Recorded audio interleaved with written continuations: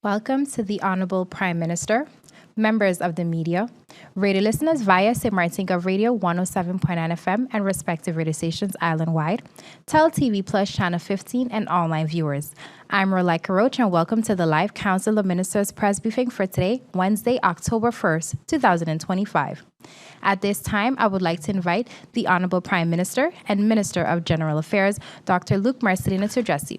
Prime Minister Marcelino, you have the floor. Thank you very much. Personnel from the DCOM, members of the press, and the people of St. Martin in general, good morning. As you all know, I have been abroad on a business trip to Washington representing St. Martin. There was a high-level mission of the government of St. Martin led by myself.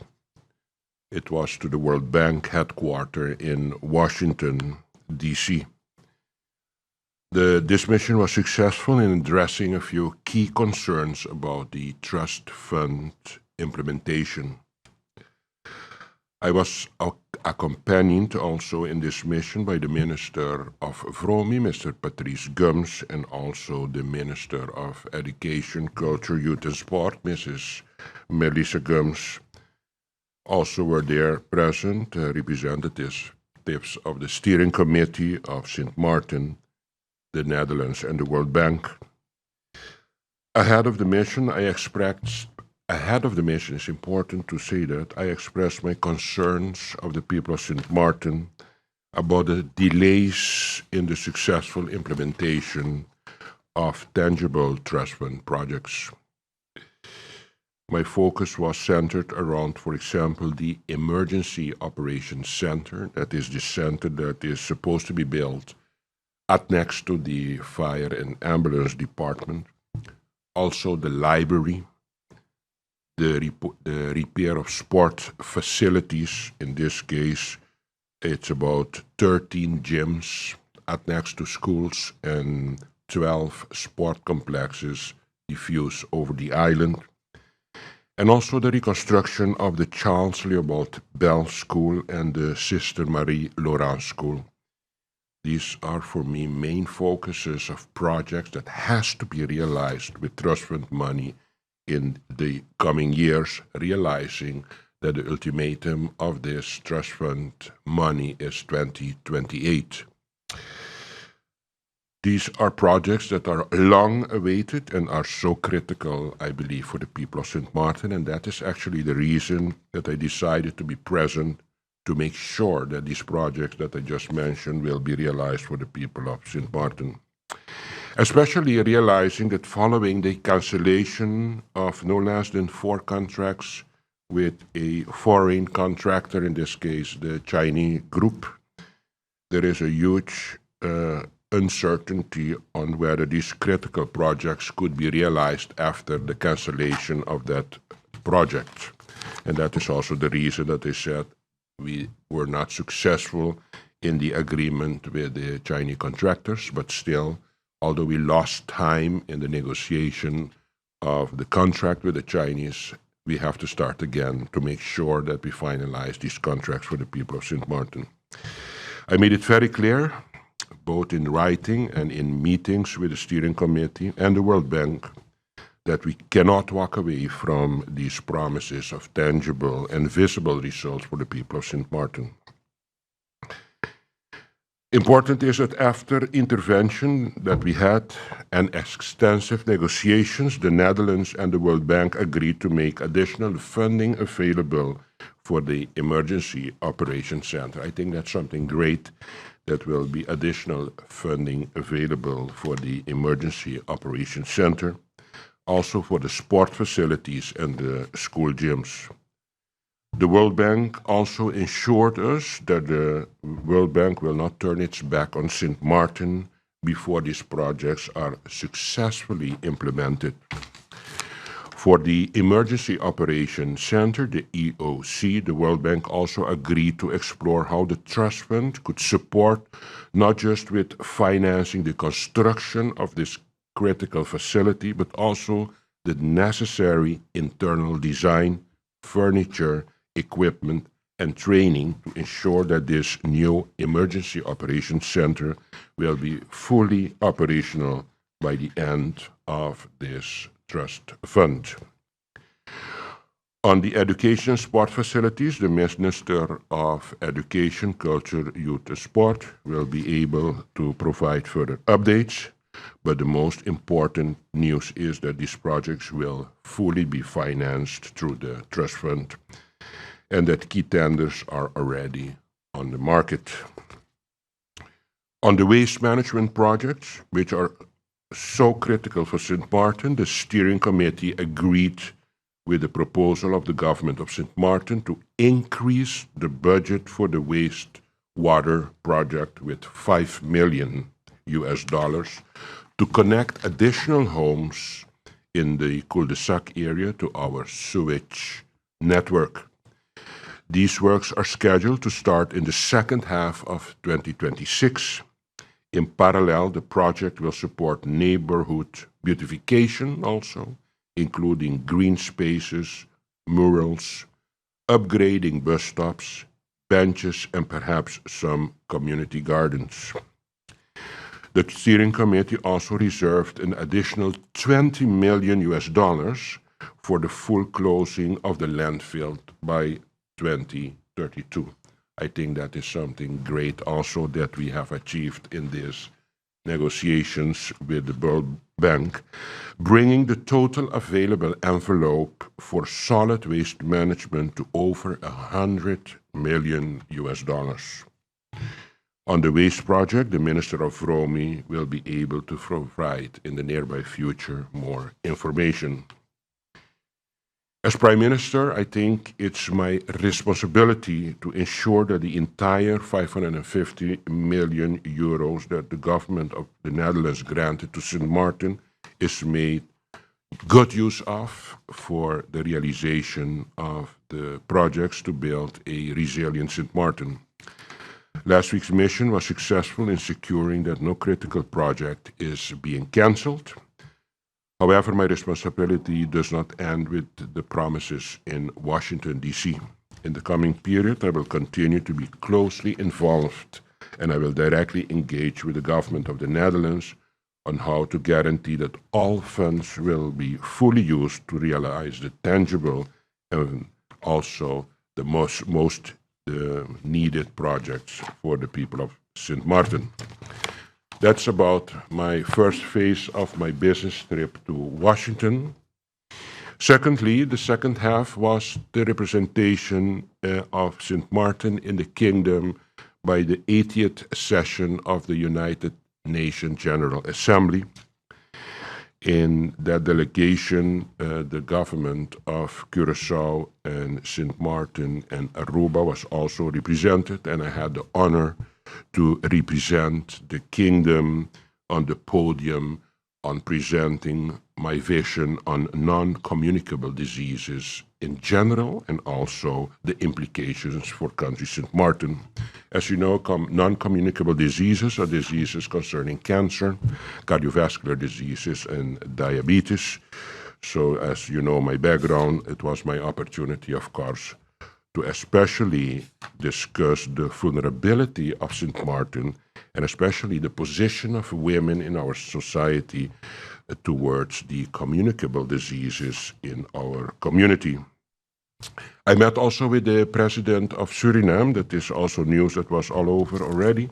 Important is that we discuss the trade possibilities with Suriname, also the possibility of agriculture, seeing that there is a lot of land available in Suriname, and the president of Suriname, Mrs. Gerling Simmons, was very, very sensitive for my proposal for us to come to agreement, for us to get an agreement of using land in Suriname, very custom-made for the market of St. Martin.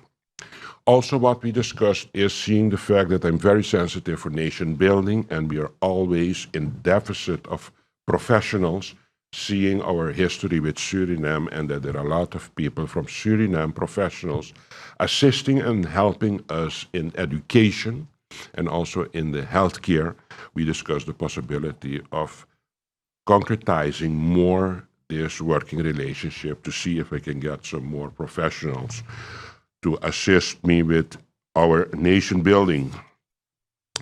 In a session also that I had with the entire kingdom, in which the Prime Minister of Curaçao, Mr. Pisas, was present, the Prime Minister of the Netherlands, Mr. Schoof, and also the Minister of Foreign Affairs, Mr. Van Weel, and myself from Curaçao, and the Minister Cecilia of Aruba. We sat and discussed some kingdom issues that is, I think, of vital importance for St. Martin, especially the geopolitical developments going on in the Caribbean, taking also in consideration the ongoing tension with Venezuela. And my specific request to the government of the Netherlands through Prime Minister Schoof to see if we can guarantee and actually enhance the border control and security for the Caribbean overseas territories of the kingdom. As you know, there are a lot of tensions going on in the Caribbean, especially with the United States and Venezuela. Important for me as Prime Minister of St. Martin is to guarantee safety and security of my populace in all that what is going on this geopolitical level. And I requested, and that is not the first time, this is the second time that I discussed this matter with the Prime Minister of the Netherlands, for us to see the possibility to enhance the Navy presence in the Caribbean to guarantee security and safety for the people of St. Martin. These are the topics that I would like just to introduce to you. And if there are any questions, I'm open for whatever questions you have. Thank you, Prime Minister Marcelina, for your opening remarks. If you've just joined us, you are watching the live Council of Ministers press briefing for today, Wednesday, October 1st, 2025. Thank you for joining us. We now move on to the question and answer session. And Bibi Haj Shah of SMN News, you have the floor. Thank you, Rolika. Good morning, colleague. Good morning, Prime Minister. Good morning. I want to ask you a follow-up based on your presentation before going into my question. Yeah. While discussing with the World Bank, especially about the sport facility, the schools, etc., and the reasons for the loss of contract with the Chinese developers, one of the reasons was because of locals were not able to qualify for the bid because of the severe criteria. Was that simplified so that local contractors or Caribbean contractors would be able to participate in this bidding? Yes. I'd like to know if specifically now that you're going over this process, if there is accommodation for local contractors. Yes, that is very good, by the way, that you're asking me that question. One of the agenda points was to actually facilitate and actually simplify, that's the word, the procurement necessary to be able to participate in those biddings. And as we know with our experience with the World Bank is that the procurements are so of high level that it's very difficult for local contractors to participate. And explicitly, this topic I have discussed in our meetings, and we agreed upon that we're going to simplify the procurement. That is actually a demand from the World Bank, that's one. And secondly, that I proposed for us to have a campaign in which we are going to approach also not only local contractors, because it's a lot of projects that I mentioned that still has to be realized, but also to see if we can facilitate, for example, contractors from Curacao and Aruba and also out of the Netherlands, whoever, as long as we can finalize the project that I mentioned. And of course, with the possibility and the option that we are going to give the local contractors also a realistic chance to be part of realizing these projects for St. Martin. This topic, Mrs. Sean, has been explicitly discussed, and the World Bank realized also that their procurement demands were too high, that only a few companies in the world can adhere to them. So they had to learn, and they admitted to that they had to realize that working in the Caribbean is completely different than in Western worlds, and they had to get accustomed to it, because it's the first time, actually, that's worthwhile to mention too, that they were on a mission like this one, because it's not, in the past, they never had a specific request from a government to guide a process like this trust fund money to develop a country like St. Martin. So for them it was new too, and they just copy-paste their procurement, and they started with St. Martin. Looking back, we realized these procurement measures were too intensive and too sophisticated for locals to be able to participate in them. And that is the reason that I requested them for let's calm down and let's move on with local contractors, and also, if possible, include those from Curacao, from Aruba, and eventually steering committee, the Netherlands, was also sitting there as representative and said if Netherlands can help us too, is very important. Mrs. Sean, important is the local contractors must be included in this. And even the same importance is that we realize these projects for St. Martin. So at a certain moment, if it's not possible to get a local contractor to do it, at the end of the day, the impact of having these 13 gyms and these 12 sport complexes are from essence for the further development and the livelihood of the people of St. Martin. We have to realize that we don't just focus only, it has to be local, local, local. If we have explored that market and it's not possible to get local contractors to do it, that is then the reality, and then we have to go to the second gear and realize it is for the betterment of the country, and then we have to look outside of St. Martin to see if we can get additional contractors to help us realize these projects. We have to realize also that we have until 2028 to realize these projects. And there is a deal after 2028, and that is another reason that they went to Washington. After 2028, it's over. And what I want is for the Netherlands not to take back that money, because we passed the agreement that we had to use that money till 2028. And that is something that we don't realize, that time is now running for us. So we are running out of time, and that is one of the reasons that they went to them and asked them, please make sure that this money stays in St. Martin for the realization of the project, even after 2028.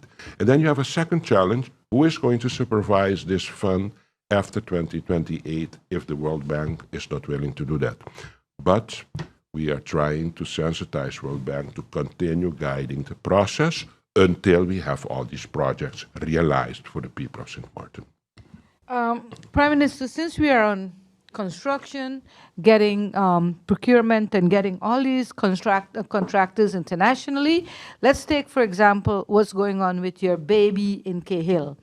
The hospital. Yes. Yes. Many, many years, my colleague here, a contract was given to an Italian company. Where are we today? Just recently, I got information. When a former minister of VSR was there was a financial injection given to the company of 20 million. They used COVID and all sorts of things to get an additional 20 million. Right now, we are discussing another 20 million. And then I'm also hearing that the whole plan has changed. What can you tell us about the hospital, and when exactly this project will finalize, and how much money more does St. Martin has to pump into this foreign company? St. Martin is not pumping money in this company. St. Martin is pumping money in an extreme important institution for the community of St. Martin. We have to realize, God, that we are not pleasing Italians. No, we are pleasing the people of St. Martin by constructing a state-of-the-art hospital for our people of our country. That is very important to make that statement. As you know, at this particular moment, we are on schedule with the construction of the hospital. So the question is, where are we standing with this hospital? We are on schedule with the construction of the hospital. Secondly, there were some discussions seeing the pandemic that came in with the rise of construction material. We had to give an extra injection to proceed with the project. And your question is if we are and when are we planning to finalize this project. The intention is that by 2028 this hospital should be constructed and be there. If all departments will be immediately functional, that is, we will see, but in principle the focus is to finalize this project in 2028. And your question, how much money more we need to finalize that project? I'm not aware of, at this particular moment, of a deficit to finalize the hospital, but I can inform and see that I missed something in this discussion. But I'm aware, though, that we are on schedule and we're planning to finalize this hospital in 2028. Prime Minister, tell us if, before I pass this to my colleague, if the plan for the hospital, because I'm hearing at first there was going to be two buildings that are attached to each other. Now I'm hearing it's going to be two separate buildings. There are several things that was removed from the contract, the parking lot, breaking down of the building. All of this now has been removed, but more money they're asking for more money. Like I said, pandemic, inflation, etc., etc. These are the things I'd like to get the nitty-gritty of it. The nitty-gritty I do not have for you at this particular moment, but I know that we are on schedule and we're planning to finalize this hospital in 2028. And whatever, Mrs. Sean, the nitty-gritty will be, St. Martin must get this hospital at the end of the story. With or without nitty-gritty, as long as I'm here, I will make sure that we deliver and make sure that we can get a hospital, a state-of-the-art hospital for the people of St. Martin, especially knowing my background. It lies very close to my heart to dream already about the day that we will open this hospital for the people of St. Martin. Thank you. Thank you, Prime Minister. I would now like to invite Emil Lee of Island 92 Radio. You have the floor. Thank you. Good morning, Prime Minister. Good morning. So I have first two clarification questions. Yes. The Sister Marie Lawrence School, as I understood it, there was only one bidder and that it was actually a foreign company. Yeah. So is the intention then, based on your conversation and what you've explained, to retract that awarding or that bid as well and then redo it with a local focus? Yes, that's the reason that we're going to restart the whole procedure. You're going to redo the Yes, Sister Marie Lawrence we'll as have well? to. Okay. Yeah. And then regarding a clarification for the hospital, are there any significant design changes? Has the floor plan, has the square meters of the project been reduced in any significant way? To my information, no significant big changes has been made. There should be some internal changes, but these I'm not aware of. But to all of a sudden, halfway the project, to change significantly the whole design of the hospital, I do not think that the system works that way. I would tend to agree. Okay. So my question actually goes back to last week's Council of Ministers press briefing, where the Minister of TIAT, in a very emotional statement, clarified that the budget, I guess for 2025, has been amended to $530 million, and that it is in no way sufficient, and that she believes that another 200 to 250 million guilders more is required. So number one, and I've asked the Minister of Finance previously, what does that number really look like for government to perform effectively? So number one, are you in agreement with what is the required budget? And there was also very little focus in terms of government reducing expenses. Rather, the focus seemed to be how do we increase revenues rather than how do we bring down expenses? Okay. First of all, do I agree that we deserve more in our national budget? The answer is yes, first of all. Secondly, we have to realize that country St. Martin, in its dimensions of the amount of people we have forming our populace, will never be able to present a balanced budget under given circumstances like it is now, and will never be able to generate amounts of money more than what we have now. We will be able to increase, but not in a dimension that it will actually satisfy all our necessities in our country. You have to realize that a huge amount of our national budget goes to paying back loans to the Netherlands. We have a loan opening standard loan of more than 1.3 billion. And I'm saying that to everybody, that we will have to start talking about all the loans that we have towards the Netherlands, because my grandchildren that I still do not have but hope to get one day will still be paying these debts that we are now paying to the Netherlands without changing much the 1.3 billion, because actually we're paying more the interest than we are paying the principal. On the other side, there is an enormous drive for country status, for direction independence. And I continue stating that as long we cannot figure out a correct balance in, of course, diminishing expenses and increasing revenues, if we do not get to a more future balanced budget that can actually adhere to the necessities that a country needs to develop, it will be very difficult to talk about the independence that once in a blue moon I'm hearing all over the place. We want everything, but at the other side there is a price tag for everything that you want in life. And my task and responsibility is to make sure that one day I will get to that price tag for us to look at each other and say, this is the moment that it's responsible for us to become independent. But these are future discussions. Mr. Emili, you have to realize, if I'm not mistaken, this is the 12th government since 10.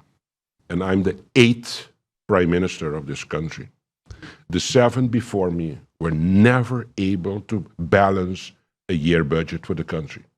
Do you think that I'm so exceptional to balance a budget for country St. Martin while 7 before me has tried it? That is not the case. Because we are not so many people, but we have large expenses in this country. I can give you a figure that every time again I get the opportunity, I explain to the people. If we assume that St. Martin has 60,000 people living in, 15,000 are children, are they contributing premium for healthcare? No. We have 15,000 people above the 65, high consumption of care. Do they have a huge contribution after 65 years to premium? No. We have other 15,000 that I will call the non-documented. We are already by 45,000. 15,000 children, 15,000 above 65, 15,000 undocumented. And then ultimately we have 15,000 paying premium. And we are talking about a national health insurance that 15,000 people are going to pay for 60,000 people to keep a sustainable financial health care going is not possible. So we will have to think about system to amplify our carrying base of contributors to premium. If we don't do that, you can never create a sustainable financial healthcare system for a country. It's not that we don't want. That financial economic formula does not exist. And we could continue hammering, we have to make it sustainable. But you cannot expect 15,000 people to pay for 60,000 and think that you have a sustainable financial healthcare system. We have to realize and acknowledge our restrictions that we have of being a country only out of 60,000 people, what that means. Don't forget, we have all types of organizations in this community that consumes money. We have to pay for all of them to call ourselves a country. We have the Raad van Advies, we have the Sociaal-Economische Raad, the SER, we have the General Audit Chamber, we have the Ombudsman. All of these entities are great to have, and we need them because they have to be there to call yourself a country. But we are only 60,000 people that need all those entities to adhere to the definition of a country. But on the other side, with 60,000 people having the obligation for healthcare, education, justice, police force, do you really think that we can continue carrying and fighting that St. Martin has to think about diminishing expenses to make sure that we can pay for all? This is the moment you have to just tell yourself, I think the financial formula does not exist for what we are searching for. Because as I told you, 7 prime ministers before me thought about it, they were not successful. You really think I will have the magic formula to solve this problem? No, I have to be honest to myself and say that the reality of St. Martin is another reality than huge big countries. Because only about the statistics of more people contributing to healthcare premiums, for example, more people contributing to tax, etc. These are things that are going to work out at a certain moment that you can have a balanced budget in the future of a country. So just for clarity, I was hoping that you could provide either an agreement with that you need 200 million guilders more, or an alternate number, just so that I can understand what you believe government's necessary budget is. Minister Lee, if you want to talk about nation building, I have to have a police academy. I need money for that. I need a national development bank. I need an education system in which the education services the demands of the labor market. If we want to go direction independence, we need defense. At a certain moment, we will have to dollarize this country. We will have to have our own central bank, actually in a different context than how it is now. If we want all this, you can start calculating how much money more we need to make this happen in our envisioning of a great country. And by the way, although all that what I'm telling you, look around you, how we all have arranged it. We have our challenges with poverty. We have our challenges with education. But still, comparing us with Caribbean islands, we are not doing so bad. And we have to realize that too, and sometimes be grateful and thankful to the Creator that we are living the life that we're living in this country. Although a significant poverty that I acknowledge, that I'm very sensitive for, you guys know that, and also the limitations in education for a small island like St. Martin. But still, we are not doing so bad compared to other Caribbean islands. And we have to continue focusing and try to make the best out of it for the future of St. Martin, and that is what we are doing. Thank you, Prime Minister. You're welcome. Thank you, Emil. I would now like to move on to the second round. Bibi, you have the floor. Thank you. Prime Minister, one of the hot topics for the past months is the GEBE, the relief, the motion, all that happened prior. Where are we today, as well as what about the installation of the management board of NVGEBE?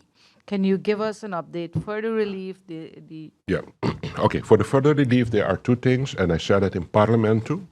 The first one is that GEBE put available 600,000 for the most vulnerable group of society, and that they're doing in coordination and collaboration with the Social Affairs Department of County St. Martin.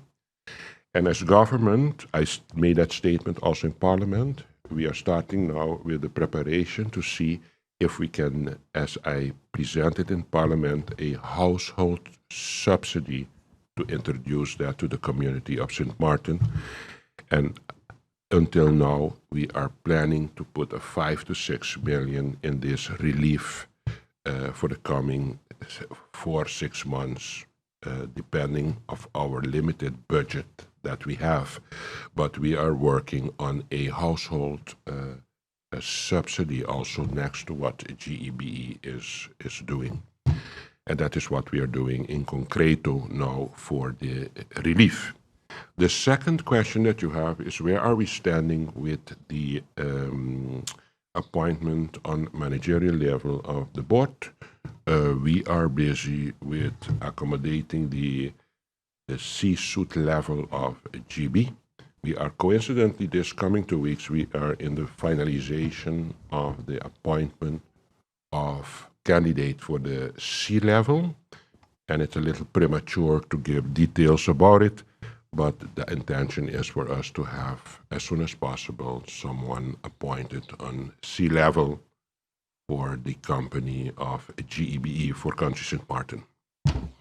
And if may I ask, because this is one of the topics highly spoken out there, is the coming to an end of the director of SZV. SZV director, his term is going to be ending, I think, to be precise, the 14th of October.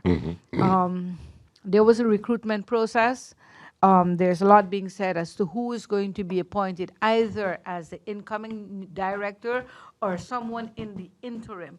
Can you tell us about that, and even the appointment of some board members that were approved by the Council of Ministers, and when exactly the person that is going to now go into GEBE begin its transition period? You're talking about GB. SZV, sorry. Okay, SZV. Okay. To be honest, this is my first working day after being in a mission in Washington and New York.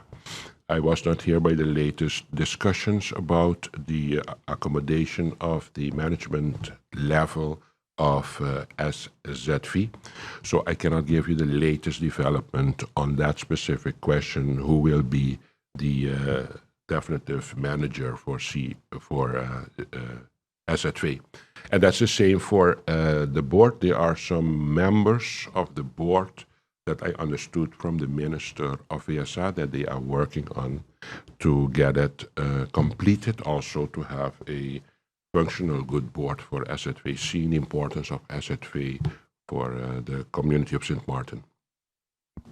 Thank you, Prime Minister. Emma? So, Prime Minister, I'm going to stay on the financial track. And from your previous response, I will just make a note that government needs more. Yes. With a sort of undefined, to be determined final number. I will use the Minister of TIAT's 200 million, which means a 20% increase in budget. So to me, as a business person, if you have a company that's revenues fall short by 20% in terms of what you need to be able to actually execute your activities, to me that means hard decisions need to be made. So for example, perhaps the government structure doesn't fit the population size. Perhaps government needs to relook at its size and its functions. And it will never fit it too.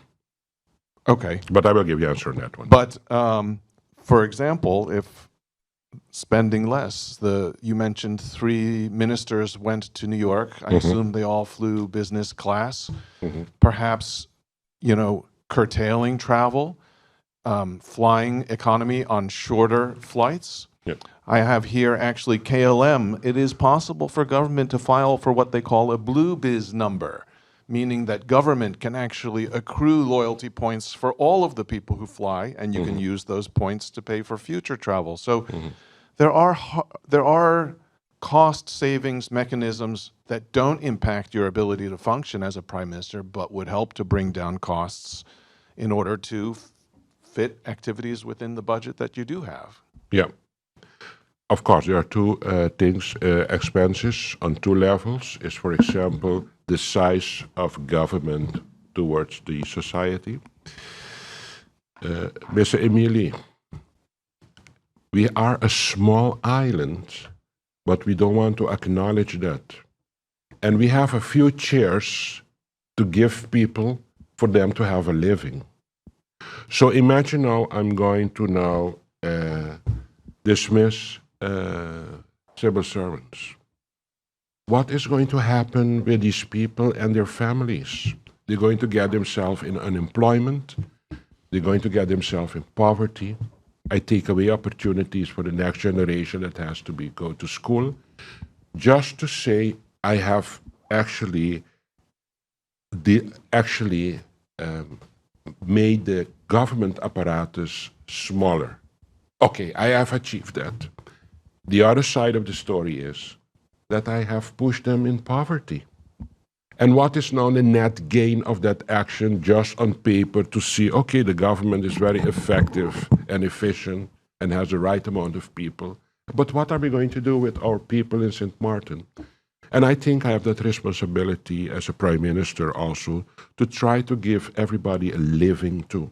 And of course, there is a discussion, is this the amount of civil service that we need to service a populace like that? Of course. But everybody forgets that we have a few chairs in this island and that's it. But everybody wants the utmost of everything. Okay, and then you send them home. And then what happens? They have no income more. The poor children has to go to school. They have obligations on social level. And just to say that my figures match the size of the community, that will never happen to this prime minister, that we are going to actually worsen the livelihood of the people of this country just to adhere to some figures that are actually formulas for the Western rich world. We are not going to do that because I have more obligations to the people of this country because of the limited possibilities that I have. I will have to stretch it a little more to give everybody an opportunity to have a decent life in this country. So it's not going to happen. Sorry. Thank you, Prime Minister. We now move on to the third round. Bibi, you have the floor. Thank you, Ruleika. Prime Minister, a lot of economics today. But I'd like to ask you, government constantly talking about cost-cutting measures, and how limited funds they have for budget. If, off the top of your head, if you have this figure, or even a ballpark figure, how much is government paying for external buildings to house government departments? What's the figure on rentals to house the current government and the several departments? And while you're at it, can you give us your opinion Yes. on the controversial appointment of the Yes. central bank chair? Of course. Now that you've heard what Parliament have had to say, as we speak, there is a member of Parliament on the radio. So I'd like to know, as Prime Minister, what's your thoughts on this? Okay. Two questions you asked me, Mr. Shaw. The first one is a ballpark figure about how much. I do not have that exact number, but one thing you can ask whoever you want in this building, this Prime Minister is making a shift from renting buildings to buying buildings. Why? Because I really believe that we need assets in this government. And I really want my children later to say, all this is belongings of my country. And if you see the amount of money, that is a impressive amount though, that we are paying, I think it's time now for us to stop paying rent and start paying mortgages that at the end of the day, in 20, 30 years from now, my children can say, okay, these buildings are from my country and they are part of the assets of the government. So every time again I get a request for approval of a building for whatever department, I always ask them the first question, let's shift now from renting to buying, because I really believe that it's time now for government to start building up its assets for the future. And that is for sure one of the points, realizing the huge amounts that I do not have correctly in my mind now to tell you, but I can tell you that the significant amount is also killing the budget, and at the end it's not going to give nothing to the country, just paying rents to pay. On the Central Bank of Curaçao and St. Martin, Mrs. Sean, let us please start loving our country. Loose from this discussion. There is a central bank board. We, since 4 years already, has the right to have the chairmanship of this board. There is a minister that comes and makes a choice of a candidate. Loose from the candidate. The fact that is one of our people standing up and saying it's time now for us to take over the chairmanship of the Central Bank of Curaçao and St. Martin. Instead of we applauding that for our country, for us to propel the development of our country, we are starting now to criticize our minister that is trying to get the chairman of the board for our island. I don't get it. I do not understand the mentality of our people sometimes. I think it's great that I have a minister that comes and say, you know, we have 4 years already the right to be the chairman of the board of Curaçao and St. Martin.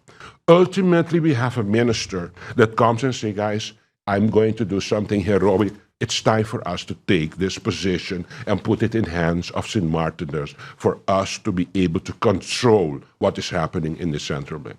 Instead of we supporting the minister, we are criticizing the minister. Personally, I don't get it. I do not get it. But what do we want now? We had 4 years before us. You guys are journalists. Why didn't you ask the former government that has 4 years without a chairman of the board? Why didn't you ask them all those years? But guys, shake up, pull up your socks, do something. It's your time, your turn to have the chairmanship of the board. Why nobody asked them? Why did that not happen? No, all of a sudden somebody takes the initiative to do something great for her country. And now the problem is not that it's not about being the chairman. No, it's about the minister that tried to get that position in St. Martin. I'm asking myself sometimes, what do we want as a people with this country? Secondly, the Central Bank of Curaçao, the nomination or until the process to appoint goes in 3 phases. The recommendation that everybody's saying, it's a recommendation from the board. Recommends, not binding. They call it in Dutch aanbeveling. The board recommends or not. The minister gets a recommendation or not, agrees with it or don't agree with it. And then she says, you know, I have a name, recommended or not by the board, and it is a nominee, conditional. No one has been appointed president of the chairman of the board of the Senate. Nobody. It's a conditional agreement of government of St. Martin that in case the negotiation starts for the chairman position of the board, for then St. Martin to have already an approval. Okay, in case they're going to appoint, we want to push a candidate from St. Martin for the chairmanship of the board. No one has been appointed. Everybody is fighting with everybody in this country because of a candidate that has been appointed. No one has been appointed. It is a conditional nomination. The name is nomination. What we have to go to is appointment of the nominee. We didn't get there yet. And the whole place is upside down because we're thinking that somebody has been appointed. Nobody has been appointed. And recently in the news too, I told them it's not correct to think that any person has been appointed as chairperson of the supervisory board of the Central Bank of Curaçao and St. Martin. Secondly, what is important to know, in December 2024 and January 2025, the same minister sent a letter to Curaçao and asked the board, hey guys, there is no chairman of the board. What about? Who are the candidates? Today is September, and until today, no candidates has been presented from the supervisory board as recommended, potential candidates. And now you have somebody from St. Martin saying, guys, let's start thinking on ourselves. We're going to just do it, and everybody is now on top of this minister. But why? Is this an effect of crab mentality?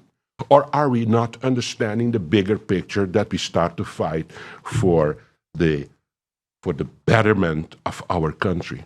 Instead of we unite our forces, help the government to get the chairman of the board in St. Martin, we are going to fight our own people to give it back to Curaçao. And then everybody's happy again. Guys, what are we doing with this country? Why do we do that? Why are we so obsessed the moment we see a positive development of trying to get the chairmanship of the supervisory board from Curaçao and St. Martin? Everybody forgot that that position is available for St. Martin, and now we are fighting the minister that is taking that initiative. I regret such developments, and that is the reason that the whole day, instead of we being together, united, and constructive, we are fighting each other, and if you understand the bigger picture, everybody forgets why we are doing that. It's just for us to become the chairperson of the board of the Central Bank of Curaçao and St. Martin. Unfortunately, I find this whole discussion unfortunate. And it's for the betterment of our position in our relationship with the central bank. And now we are fighting the minister, we are fighting our candidates, and you're going to see what's going to happen. Curaçao is going to get the chairmanship, while we have right for years already to be the chairperson. But we don't want that. We don't want that success. We don't want that constructive approach. We better stay the way we are and continue complaining the whole day. That is what we like in this country. I am against that mentality and approach as Prime Minister. Thank you. Thank you, Prime Minister. Emil, you have the final question. So first, a clarification. I had asked previously if you would be willing to look at the travel costs, travel policy, perhaps for shorter trips, not flying business class, etc. Is that something that you're willing to look at of for course, cost-cutting Minister, measures? I will look in every detail that thing that we can save some money for government. Of course, we have to do that. We cannot just spend money to spend money. We have to see how we can actually control our expenses in our intention to actually better the financial condition of the country, of course. And I will give you the form for KLM Blue Biz number. Thank you. So my question for you is actually in keeping with your reply to my colleague about central bank. Yeah. And going back to your governing program. So it's more of a helicopter perspective. One of the things that you speak about is government in its necessity to perform well for the people is that the different ministries should not operate in silos. Yes. But the discussion about, and just using, so not so much the topic of the chair of central bank, but the way the topic has been handled within government and the way it's been related out to the public, that within the Council of Ministers there was disagreements. There was not a unanimous, cohesive approach to this topic, which would make me think that government is very much still in silos, or at least factions. If you could perhaps answer to I don't think that's the case. We did already two things. We had hired somebody to help us in a workshop to try to actually solve the problem of ministries working in silos. That's one. And recently, Minister Brug invited us in Divi Little Bay to showcase all the projects that he is busy with, to see how the other ministries can help him in collaboration for them to achieve their aims. So in principle, we are very well aware that we are coming from a system that we were functioning in silos, but we are working very actively to see how we can actually break through this culture of ministries working in silos. So we are very aware of that. The fact, and that is what we have to understand if we want to become adults in a democratic country. The fact that you have a decision in the Council of Ministers and you have a majority of 4 and the other 3 vote against, that does not mean that you are in disunion and in silos. No, that means that democracy is working and everybody can have their own opinion, and that's why they have the right to vote, and then they will have a majority, and even if the majority is 4 against 3, that doesn't mean that there is a disunion in the government. No, it means that we have a healthy democracy, and that is the way a government functions. The moment you have a majority democratically in government, in Council of Ministers, you have a decision. The day that all ministers agree with each other for every decision in the we are becoming a dangerous country. You must have different opinion to keep a healthy democratic system going. Thank you. Thank you, Prime Minister. Thank you, members of the media. This does bring us to the end of the question and answer session. Any further questions can be sent to the Prime Minister's Cabinet in writing. Honorable Prime Minister of the Council, members of the media, radio listeners, and online viewers, this brings us to the end of the live Council of Ministers press briefing for today, Wednesday, October 1st, 2025. For rebroadcast, tune into stmartingov.org, St. Martin Gov Radio 107.9 FM, Tel TV Plus Channel 15, the official Facebook page of the Government of St. Martin, and YouTube channel, Government of St. Martin. For video on demand, log on to the Government of St. Martin's YouTube channel.